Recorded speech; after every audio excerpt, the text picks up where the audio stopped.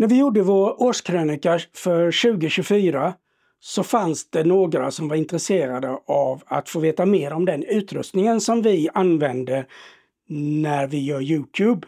Så vi tänkte, om du tillhör en av dem så ska vi berätta lite mer. Ni andra får också följa med för den delen. Om du är intresserad så häng med, så ska jag berätta lite vad vi har för utrustning när vi gör våra filmer här på YouTube. Den bästa kameran man kan ha, det är ju den här kameran. För den har man alltid med sig. Mobiltelefonen, den använder vi ganska ofta faktiskt. För är det så att vi är ute till djuren och det händer något, ja men då kan vi slita upp den här och ta lite videosekvenser som vi kan använda i våra filmer. De flesta mobiltelefonerna idag är ju så bra så att det blir riktigt bra filmer av det också. Men den vi använder allra mest, det är ju den du sitter och tittar på just nu. Så om jag gör så här och börjar filma med mobiltelefonerna istället, så ser du att där är den kameran. Vi kanske ska titta närmare på den och hur den fungerar. Här är den. Och det har nog varit den bästa investeringen vi har gjort under det här året. För den andra kameran hade verkligen sina begränsningar. Och det insåg vi speciellt mycket efter att ha varit hos Anders Wilks och spelat in. Då det blev jobbigt med vitbalanser och mörker, där det var lite mörkare toner och så i bilden. Så var det svårt att få bra bilder efteråt. Dessutom när man går i skogen, så den kameran vi hade tidigare, den gav inte speciellt bra bilder.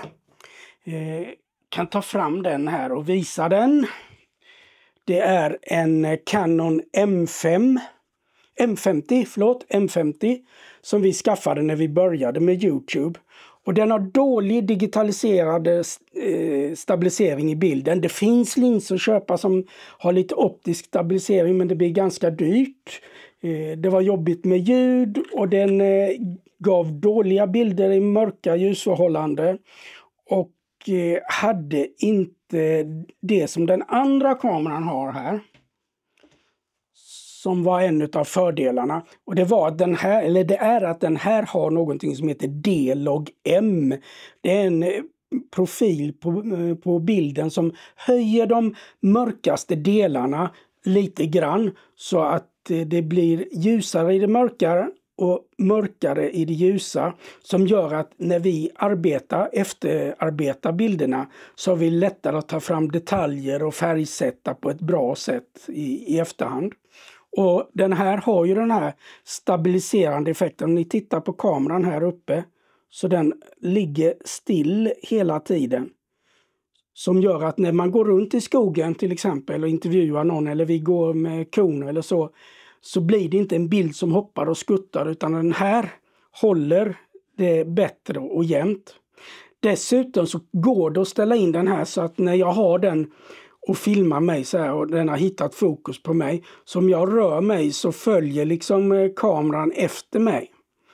Och det går att ställa in den så att den använder sig av det gyllene snittet av tredjedelsregeln av bilden som en grej för att få bättre komponerade bilder. Så att det blir som en kameraman, en extra kameraman, så att vi kan sätta kameran, tala om att vi ska vara i en viss av de här kryssen i tredjedelsregeln exempelvis. Och så följer den oss.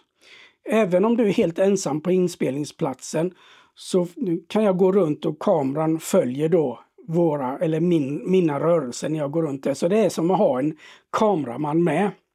Helt suveränt där faktiskt. En bra skärm som är lätt att se också när man spelar in och ska komponera sin grundbild. Det är bra med batteritid. Det är så att den här har batteri här uppe i själva kameran. Vi har dessutom ett batterihandtag med extra batteri. Och den går väldigt snabbt att ladda. Den har USB-C för att ladda, som också vi kopplar till datorn. Den andra kameran jag visade där innan, där fick vi hålla på och flytta över med SD-kort för att få lite fart på det. Här går det snabbt via USB-C Och när den sitter i datorn så laddar den också. Och det är så att den först laddar själva kameran och sen laddar handtaget. Så att om man behöver ta väck handtaget eller ha med sig ett extra så kan man bara skifta där. Men kameran håller batteriet längst. Och när man ska ladda så laddar den snabbt. Tar en kvart så har du ordentligt med laddning i kameran för att använda det då. Så det är väldigt smidigt.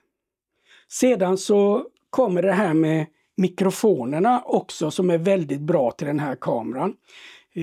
Det är nämligen så att den här kameran, eller mikrofonen jag har här, den ansluter direkt till kameran. Så fort jag slår på den så är den ansluten till varandra. Den andra kameran som vi hade där fick man först och främst så fick man sätta på en mottagarenhet som var tvungen att vara igång och laddad. Och sen så hade vi varsin sån här enhet, om båda skulle vara med så fick vi ha en sån här enhet. Det här är Rode Wireless Go 2. Väldigt bra ljud i dem. Men det gäller ju att allting är laddat, att det ansluter bra till kameran och så. Och med de här mikrofonerna som ingår till den här och det ansluter direkt, det gör ju att det blir mycket lättare. Och det går att ansluta 2 sådana här mikrofoner direkt till kameran. Och då blir det så att det blir 2 ljudspår. Tänk dig att du har ett högerspår för när jag pratar, ett vänsterspår när Hanna pratar. Vi har det som exempel i den här filmen när vi dockar äggmobilen. Då jag går utanför och kontrollerar så att inte äggmobilen går i marken eller någonting händer utanför. Medan Hanna kör i traktorn. Och båda har mikrofoner på sig som kopplas till kameran.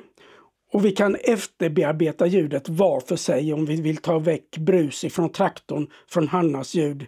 Kanske göra något annat med det ljudet som är från mig. Båda går in där automatiskt och finns synkat när vi tar in videosekvensen i datorn. Hej! Hej! Du har en baklampa till som du kan tända i instrumentpanelen vid ratten. Som ger bättre ljus bakåt. Så ja. Stänga av på sidorna kanske? Nej, det tycker jag inte. Framförallt inte vid tunneln. Ena sidan så har den tryckts ner så den riktas rakt neråt nästan. Dessutom så är det så att det går att ställa in så att man får ett backup-ljudspår i denna med de mikrofonerna som finns i själva kameran. Vilket gör att skulle vi ha slut på batterier i våra mikrofoner så har vi fortfarande ett ljudspår här i kameran.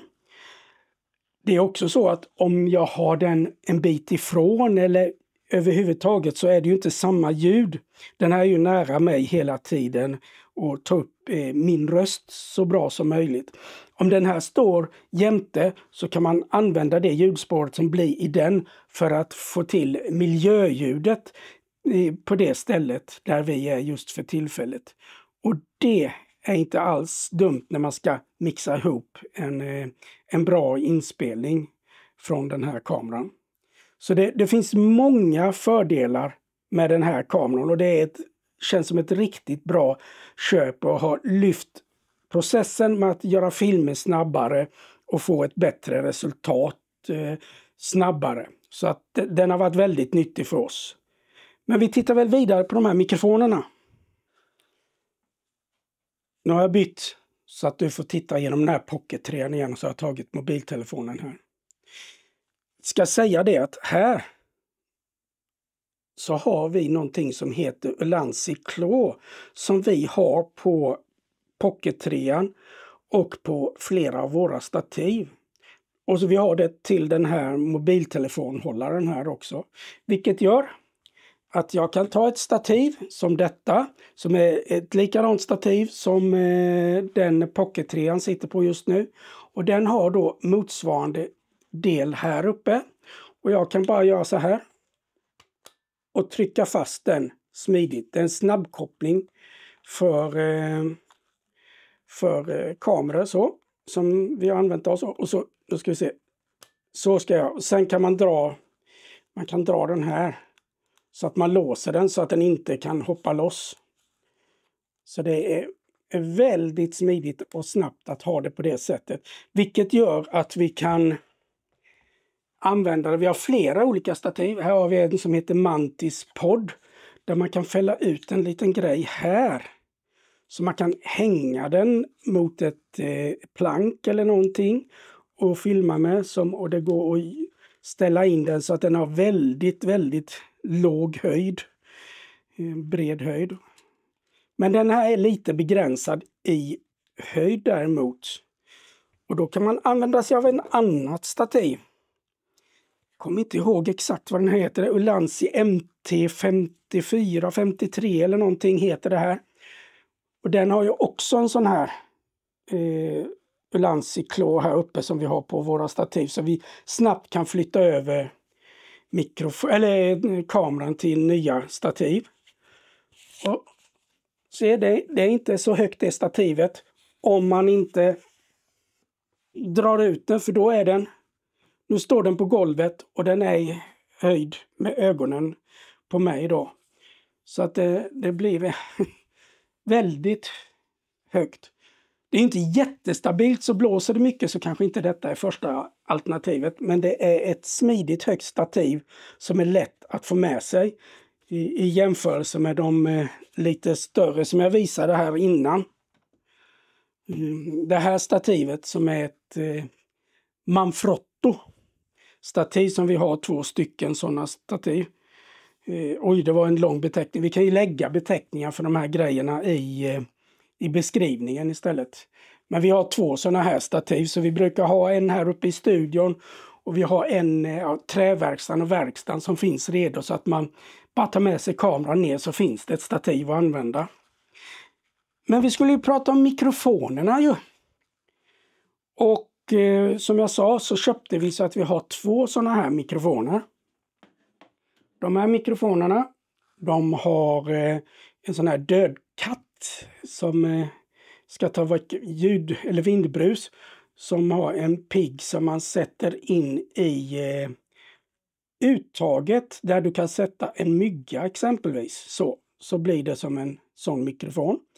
De här spelar ju in ljudet också, så skulle vi tappa kontakten med kameran så finns det ett ljudspår här som man kan rädda upp om det skulle tappa kontakten när man har börjat att spela in. Så går det att ansluta den här. Det är USB-C här också där du kan ladda eller koppla den till en dator så att den blir som en mikrofon. Eller så blir det som ett minne så du kan ladda över filerna där. Och så finns det lite inställningar med brusreducering och så på den här. Och den knäpper man fast i kläderna på det här sättet. Eller ser ni att det är en liten grej här. Jag försöker. Det är en liten magnet här som gör att man kan ta tyget i kläderna och fästa det emellan och så bara pang så sitter det en hård stenhård magnet som inte är lätt att ta väck så. Och det är det jag använder här just nu när jag kör den. Här så har jag satt fast den på det sättet. Och när vi skaffar den här extra mikrofonen så skaffar vi också ett laddcase. Så vi bara sätter i mikrofonen här. Så laddar den. Så att så fort man använt mikrofonen och kommer tillbaka så kan man stoppa i det och så finns det en plats för båda mikrofonerna. Sen finns det en plats här i mitten där man kan ha mottagare. Man kan ha de här mikrofonerna med mottagare. Men det behöver inte vi då eftersom vi kan ansluta mikrofonerna direkt till kameran, 2 stycken. Det är dessutom så att du kan använda en sån här mikrofon och ansluta direkt till en mobiltelefon, till en iPhone till exempel, för den går på Bluetooth. Så du kan köpa en sån här, och vill du få bättre ljud när du använder mobiltelefonen, då fungerar de här också. Pratade om den här kameran, alltså att den kunde röra sig och följa. Och det känner man ju igen om man tittar på andra DJI-produkter. Som den här drönaren som har den tekniken här framme. DJI är ju väldigt bra på den tekniken, så de har ju utnyttjat det när de har gjort den här lilla Pocket Free-kameran. Men den här drönaren, det är också någonting som vi har skaffat under året. Eller mer eller mindre blivit tvungna att göra. För jag har flugit med den gamla drönaren. Som ser ut så här. Men nu har den störtat. Jag tänker efter lite. Det är 3 gånger som den har störtat ordentligt. Första gången så flög jag i sidled så här. Och eftersom den här drönaren inte har någon avkänning för hinder riktigt, bara framåt och rakt framåt och rakt bakåt, så flög den in i ett stort träd, fastnade och senare ramlade den ner. Så jag fick byta en av bakarmarna och propellen där. Lite senare så vet jag att jag flög åt andra hållet så här och den fastnade i ett träd och störtade, vilket nu har gjort att det är tejpat här. Det gick inte att få tag i reservdelar på ett lätt sätt i den här, men det fungerade så pass bra så jag har tejpat den. Men det som hände det senaste, det var att det började komma en massa fel ifrån moderkortet, alltså styrningen i den här, och den tappade GPS och den tappade en massa.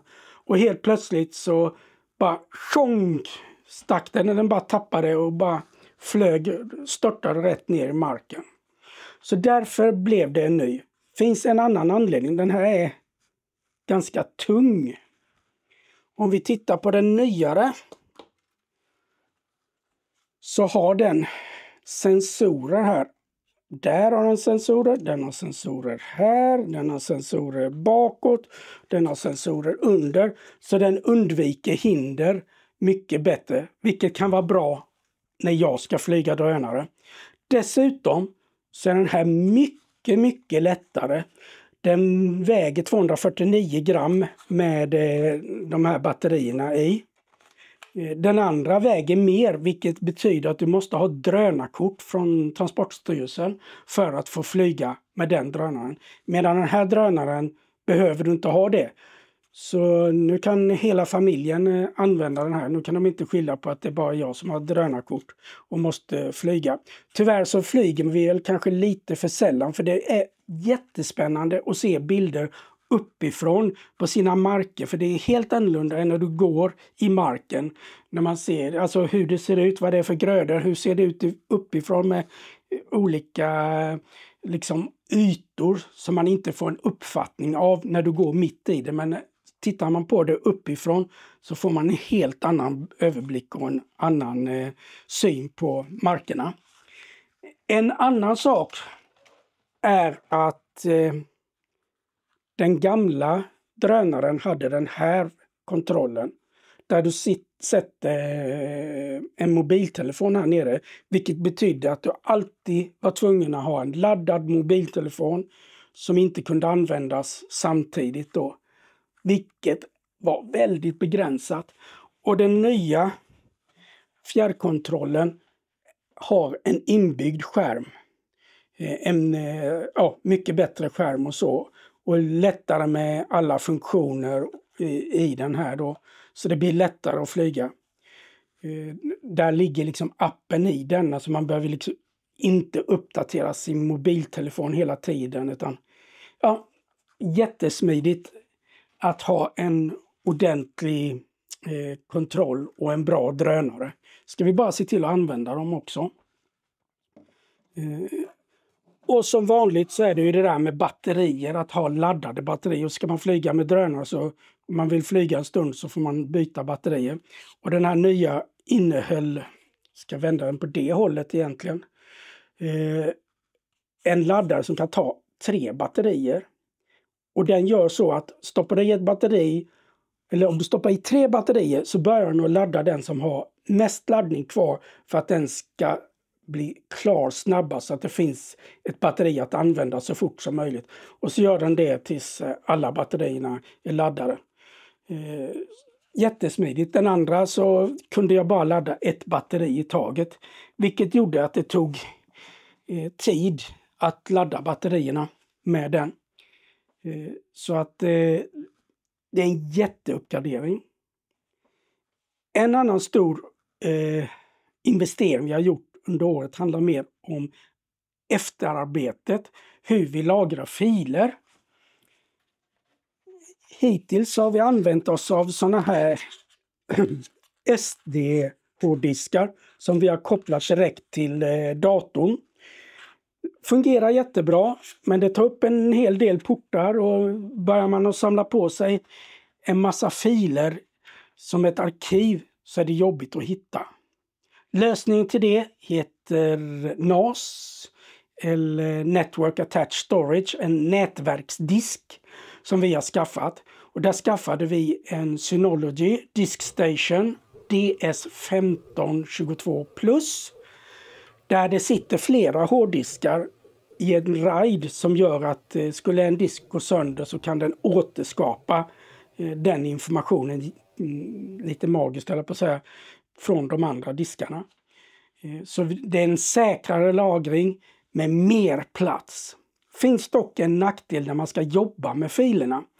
Och det är att när vi jobbar i DaVinci så vill vi jobba direkt mot hårddiskarna. Har vi använt de här gamla diskarna och ansluter direkt till datorn så går det fort att jobba. De här är snabba. Att gå över nätverket, då blir det en flaskhals och allting laggar och blir jobbigt att arbeta med. Därför har vi bestyckat den här NASen med ett extra nätverkskort på 10 gigabit. Och på datorn så har vi satt ett nätverkskort på, vi valde 2,5 gigabit som var tillräckligt för att vi ska få ett bra flyt. Så det sitter alltså ett eget nätverk kan man säga från datorn till den här NASen som är helt bara används för att flytta videoinformation från NASen till den datorn vi jobbar med. Sen sitter datorn på det vanliga nätverket i ett annat nätverkskort precis som i den här nätverksdisken. Och den vanliga datorn vi arbetar med det är en Mac Mini som är från 2020. Den har en M1-processor i sig och har 16 GB internminne i den. Vilket kanske är i det minsta laget när vi börjar jobba med grafikfiler och så i DaVinci Resolve. Som är den mjukvaran som vi redigerar våra filmer i. Här sitter vi och redigerar våra filmer i DaVinci Resolve, vilket du också kan göra om du vill. För det är en fri version som finns till de flesta operativsystemen. Däremot så har vi valt att betala en licens så vi kommer åt fler funktioner i DaVinci Resolve. Eller ja, vi köpte ju inte en licens egentligen utan vi köpte DaVinci Resolve Speed Editor, en hårdvara. Och när man köper den hårdvaran då ingår licensen, den fulla licensen till DaVinci Resolve som heter DaVinci Resolve Studio som låser upp ännu fler funktioner för att underlätta videoredigeringen. Och det här tangentbordet då, den har ett hjul för att hoppa fram och tillbaka på tidslinjen och klippa och fixa och trimma och massa snabbkommandon för DaVinci Resolve. Så använder vi det tillsammans med tangentbordet för att få en smidigare redigeringsprocess här vid datorn. Jättesmidigt med den här. En annan sak som jag har köpt licens för det är vissa av de här grafiska elementen som ni ser som vi har köpt från Motion VFX som hjälper till att göra vissa grafer och viss grafik. Sen gör vi annan grafik själva på ett annat sätt också utöver det, för det är inte alltid det fungerar jättebra. Nu hade vi ju en ganska gammal dator som gör det lite segt och speciellt segt blir det när vi använder mer grafik. Samtidigt som grafiken gör det mer lättförståeligt för dig som tittar att följa med i olika siffror och diagram och tankar när vi kan använda grafiken. Musik kör vi också i våra filmer och det gör vi via Epidemic Sound som är en svensk ljudtjänst. Vi betalar en licens varje år och här då i Epidemic Sound så finns det artister som lägger in musik som vi kan använda och lätta upp filmerna så att det blir trevligare för dig att titta på våra filmer. De har lite med ljudeffekter och sånt.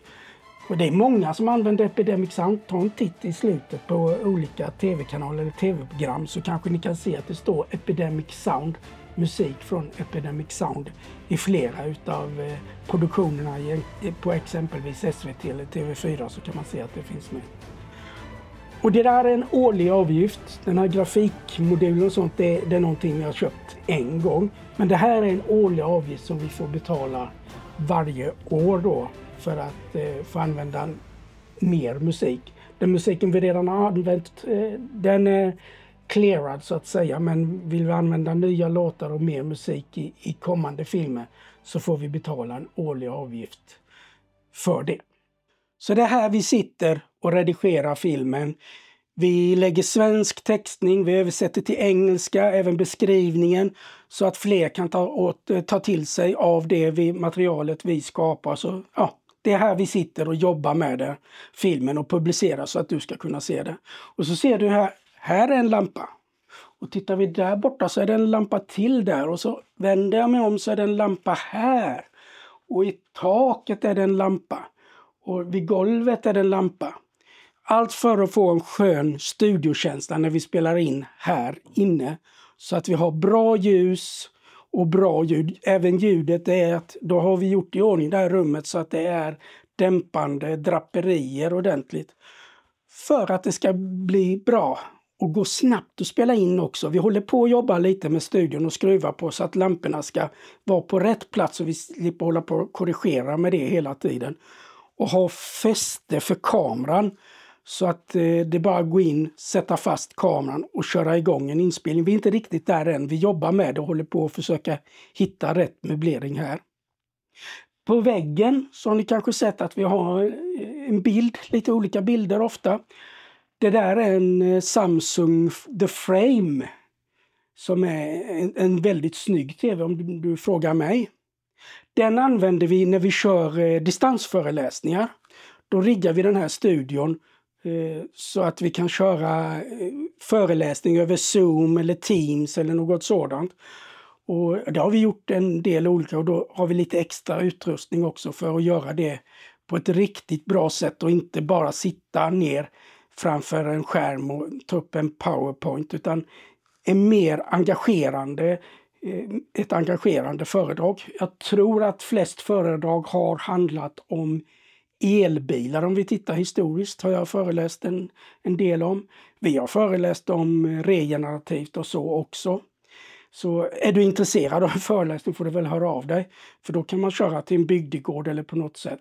Men då är det jätteskönt att ha den här tvn som inte blänker. Trots att jag har så mycket lampor i det så blir det inte en massa blänk i skärmen. I alla fall inte så mycket. Och jag kan köra bilder här och prata upp till. Och jag brukar ha en liten panel så att jag kan bildmixa mig själv och PowerPoint-bilden och så under föredragets gång. Vilket är ganska häftigt tycker jag. Men det blir en del utrustning, eller vad säger du? Vi har plockat på oss. Så jag hoppas att det var en bra genomgång.